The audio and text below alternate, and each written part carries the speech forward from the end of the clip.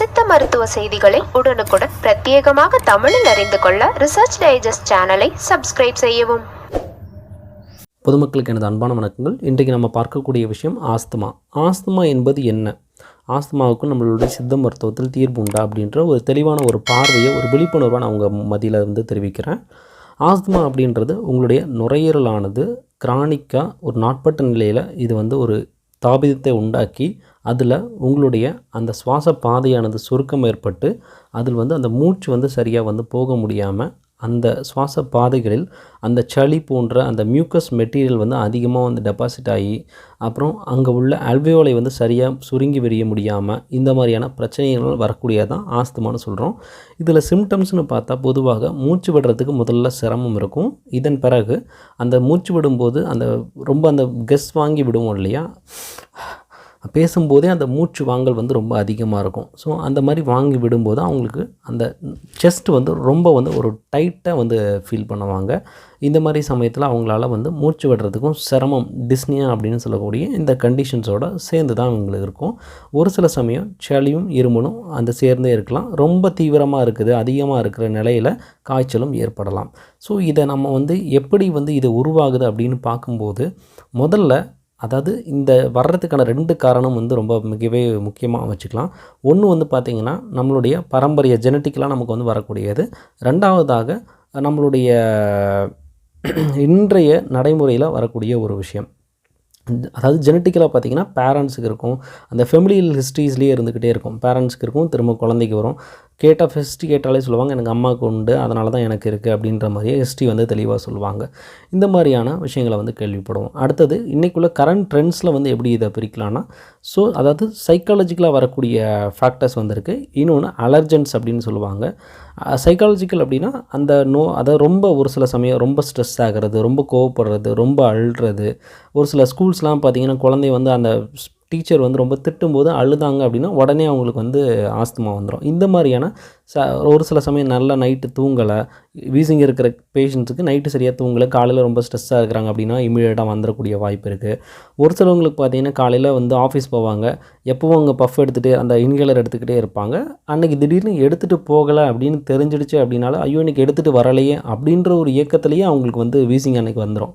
இந்த மாதிரியான சைக்கோசோஷியல் ஃபேக்டர்ஸ்னால் வரக்கூடிய ஒரு விஷயம் இருக்குது. இரண்டாவது வகை பார்த்திங்கன்னா அலர்ஜென்ஸ், ஏதாவது ஒரு வெளிப்புற காரணிகள் அப்படின்னு சொல்லலாம்.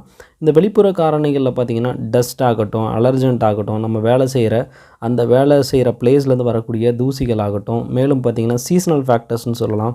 இந்த கிளைமேட் ஒரு சிலவங்களுக்கு சில்னஸாக இருக்கும்போது ஆகிறது. பைக்கில் நான் சில்னஸில் போனால் இறங்கி முடித்தோன்னே வீசிங் வர்றது, ஒரு சிலவங்க குளிர்ந்த தண்ணியில் குளித்தா வீசிங் வர்றது, நீச்சல் அடித்தா நம்ம வீசிங் வர்றது.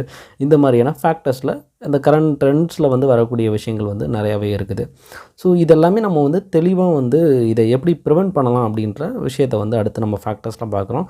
இன்னொரு விஷயம் உங்களுக்கு ரொம்பவே டவுட்டாக இருக்கும், எப்படி அந்த சுவாசப்பாதை சுருங்குது அப்படின்றத விஷயத்தை ஃபஸ்ட்டு நம்ம தெளிவாக புரிஞ்சுக்கணும். எப்போவுமே பார்த்திங்கன்னா நம்ம உடலில் எந்தவித விஷயம் நடந்தாலும் அந்த விஷயத்தை தெளிவாக நம்ம உடலே தன்னைத்தானே சீர்படுத்தி கொள்ளக்கூடிய விஷயங்களை நடக்கும். இப்போ எக்ஸாம்பிள், இந்த ஆஸ்துமாவில் என்ன நடக்கும் அப்படின்னா, முதல் நிலையில் ஏதாவது ஒரு போலன் அல்லது டஸ்ட்டோ அல்லது தூசிகளை ஏதோ ஒன்று உள்ளே போகுது அப்படின்னா நம்ம சுவாச பாதையில் சீலியான்னு சொல்லக்கூடிய ஒரு மெட்டீரியல் இருக்கும். சீலியான்றது ஒரு சிறிய வகை ஒரு முடி போன்ற சில விஷயங்கள் இருக்கும். இப்போ எக்ஸாம்பிள் நேசலுக்குள்ளே மூக்கு பகுதியில் பார்த்திங்கன்னா முடிகள் காணப்படுது இல்லையா, ஒரு தூசி உள்ளே போனால் தன்னைத்தானே அது இருமலோ தும்மலையோ ஏற்படுத்தி வெளியே தள்ளும். இந்த மாதிரியான முதல் நிலையில் அதை வெளியே தள்ளுறதுக்கான விஷயத்தை பண்ணும். இரண்டாவது நிலை அடுத்து பார்த்திங்கன்னா ரொம்ப உள்ளே போயிருக்கு, அது வெளியே தள்ள முடியல அப்படின்றப்போ ரெண்டாவது வகை நம்மளுடைய சுவாசப்பாதையினுடைய ஓரங்களில் இருக்கக்கூடிய அந்த எபித்தீரியல் செல்ஸ் ஆனது அந்த சளி போன்ற அந்த ஒரு கம்மி மெட்டீரியல் மியூக்கஸ்ன்னு சொல்லுவாங்க, இந்த மெட்டீரியல் ப்ரொடியூஸ் பண்ணும். இந்த மெட்டீரியல் என்ன பண்ணும் அப்படின்னா அதை அப்படியே கட்டியாக்கி அதை சளி கோலையாக, அதாவது ஸ்பூட்டமாக அது வெளித்தள்ளக்கூடிய முயற்சியை தன்னைத்தானே செயல்படுத்தி கொள்ளும். இந்த 2 விஷயத்திலும் வரல அப்படின்னா தன்னைத்தானே பாடியில் இருக்கக்கூடிய நம்ம அந்த இம்யூன் சிஸ்டம்னு சொல்லுவோம் இல்லையா, நோய் எதிர்ப்பு சக்தி, நோய் எதிர்ப்பு ஆற்றலை உண்டாக்கக்கூடிய அந்த டி ஹெல்பர் செல்ஸ் எல்லாமே பார்த்திங்கன்னா பாடியில் உடனேவே நம்மளுடைய இருக்கக்கூடிய அந்த நோய் எதிர்ப்பு சக்தியை உண்டாக்கக்கூடிய அந்த ஹிஸ்டமின்ஸ்னு சொல்லக்கூடிய விஷயங்கள், அப்புறம் இன்டர்லோகேஷன்ஸ்னு சொல்லக்கூடிய விஷயங்களை ப்ரொடியூஸ் பண்ணி விட்டு இந்த ப்ரொடக்ஷன் வந்து அதிகமான உடனே என்ன ஆகும்னா நம்மளுடைய அந்த சுவாசப்பாதையினுடைய அந்த ஓரத்தில் போய் நல்லா வேலை பார்த்துட்டே இருக்கும், உள்பகுதியில் வேலை பார்த்துட்டே இருக்கும்.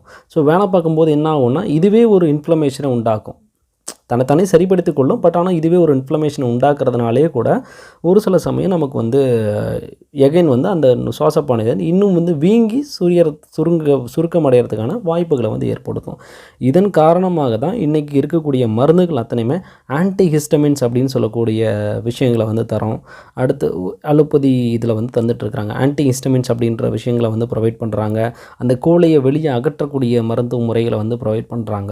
இதே போல் தான் சித்த மருத்துவத்தில் பல வகையான மருந்துகள் அந்த சளியை வந்து வெளியே நீக்கிறதுக்கோ, அது சுவாசப்பாதையை விரிவடை செய்கிறதுக்கோ, அல்வியோலையை வந்து பார்த்திங்கன்னா சரியாக சுருக்கமடைஞ்சு அதனுடைய விஷயத்தை வந்து சரி பண்ணுறதுக்கும், உங்களுடைய சுவாசப்பாதையினுடைய அந்த ஏர்வே கிளியரன்ஸை வந்து பண்ணக்கூடிய விஷயங்களை பண்ணக்கூடிய இந்த மாதிரியான காரணிகள் வந்து இருக்குது. ஸோ இந்த மாதிரி நிலையில் நீங்கள் கட்டாயம் வந்து பிளட் டெஸ்ட் வந்து பார்த்திங்கன்னா WBC, அதாவது CBC கம்ப்ளீட் பிளட் கவுண்ட் எடுக்கும்போது WBCயில் டிஃபரன்ஷியல் கவுண்ட் எடுப்பாங்க.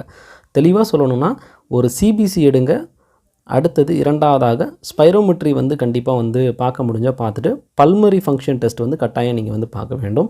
எதுவுமே முடியாத சுச்சுவேஷனில் கட்டாயம் நீங்கள் வந்து கம்ப்ளீட் பிளட் கவுண்ட்டை பார்த்துட்டு அப்புறம் அப்சல்யூட் ஈசோனோஃபில் கவுண்ட்டுன்னு சொல்லக்கூடிய இந்த 2 டெஸ்ட்டு மட்டும் பார்த்துட்டு எங்களை அணுகுனாலே இதுக்கு சரியான ஒரு தீர்வை வந்து எங்களால் தர முடியும்.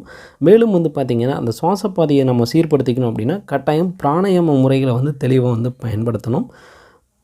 மேலும் வந்து பார்த்திங்கன்னா அந்த மூச்சை நல்லா உள்ளே இழுத்து வாய் வழியாக வெளியே எடுத்து சீர்படுத்தக்கூடிய அந்த சீத்தளை பிராணாயாமத்தை வந்து கட்டாயம் வந்து இந்த 2 வகையான பிராணாயங்கள் நம்ம செஞ்சுக்கிட்டு வந்தாலே சுவாசப்பாதையானது மிகவும் சீர்பட்ட நிலையில் வந்து இருக்கும் அப்படின்றது ஒரு தெளிவான விழிப்புணர்வோடு நான் தெரிஞ்சுக்கிறேன். மேலும் வந்து உங்களுக்கு ஏதாவது சந்தேகங்கள், இதை பற்றின ட்ரீட்மெண்ட்ஸ் ஏதாவது உங்களுக்கு ஏதாவது தேவைப்பட்டால் கட்டாயம் நீங்கள் எப்போதும் எங்களை வந்து அணுகலாம். இந்த மாதிரியான நோய்களுக்கு வந்து பார்த்திங்கன்னா கட்டாயம் வந்து முறையான மருத்துவ முறைகளை சீக்கிரமாக நீங்கள் எடுத்திங்கன்னா ஈஸியாக இதிலேருந்து வெளிப்பட்டு வரலாம். ஒரு சிலவங்க சொல்லுவாங்க வீசிங் ஆஸ்துமா வந்துட்டால் நம்ம நாட்பட்டு கடைசி வரைக்கும் நம்ம வந்து மருத்துவ முறை எடுத்துக்கிட்டு இருக்கணும், இது வந்து எப்பவுமே தீரவே தீராது, இந்த மாதிரியான வகையான நோய்கள் அப்படின்னு சொல்லுவாங்க. இது அப்படிப்பட்ட நோய் வந்து கிடையாது. எவ்வளோ சீக்கிரம் நம்ம இந்த நோய் இருக்குது அப்படின்றத தெரிஞ்சுக்கிட்டு நம்ம வந்து ட்ரீட்மெண்ட் எடுக்கிறோமோ அதை பொறுத்து நம்ம வந்து சீக்கிரம் இந்த நோயிலேருந்து விடுபட்டு சீரான ஒரு வாழ்க்கையை வந்து வாழக்கூடிய வாய்ப்பு இருக்கும். மேலும் வந்து இந்த நோய் உள்ளவங்க கட்டாயம் வந்து உணவு முறையை வந்து சற்று பார்த்து தான் உண்ணணும். கட்டாயம் வந்து ஒரு சிலவங்களுக்கு பார்த்திங்கன்னா அந்த ஒரு சில சாப்பாட்டை வந்து வித்தியாசமான ஏதாவது காலிஃப்ளவர் எடுக்கிறாங்களோ, பொட்டேட்டோ எடுக்கிறாங்களோ, இந்த மாதிரி அது வித்தியாசமாக எடுத்துகிட்டா உடனே அந்த அலர்ஜி வந்து இன்க்ரீஸ் ஆகிடும். அதனால் கட்டாயம் பார்த்திங்கன்னா இந்த மாதிரியான உணவு முறைகளை வந்து இன்கேஸ் இப்படி சாப்பிட்டா எனக்கு திடீர்னு இன்க்ரீஸ் ஆகுது அப்படின்னு உங்களுக்கு தெரிய வருது அப்படின்னா கட்டாயம் நான் முன்னாடி நாள் என்னென்ன சாப்பிட்டேன் அப்படின்ற விஷயத்த வந்து நோட் பண்ணி வைங்க. அதே மாதிரி அடுத்த நாள் மறுபடியும் அடுத்த ஒரு வீக்கில் நமக்கு இதே மாதிரி ஒரு எபிசோடு வருதுனாலும் நம்ம ப்ரீவியஸாக என்ன சாப்பிட்டோம், இந்த வீக்கில் என்ன சாப்பிட்டோம் அப்படின்றத ரெண்டையும் மேட்ச் பண்ணி பார்க்கும்போது நம்ம உடலுக்கு நம்ம என்னென்ன மெட்டீரியல்ஸ் அலர்ஜிக் அப்படின்றத நம்மளால் எளிதிலே வந்து தெரிந்து கொள்ள ஒரு வாய்ப்பாக அமையும். மேலும் உங்களோட நல்ல ஒரு விழிப்புணர்வு சந்திப்போம். மிக்க நன்றி.